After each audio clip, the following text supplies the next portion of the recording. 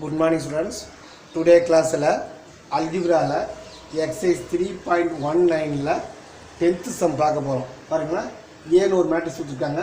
Find என்ன கொடுத்திருக்காங்கன்னா a² = i னு prove பண்ண சொல்றாங்க. a² = i அப்படி ப்ரூவ் பண்ண சொல்றாங்க. சரிங்களாப்பா? a² ஓட மீனிங் என்னப்பா? a² = a * a. ஓகேங்களா?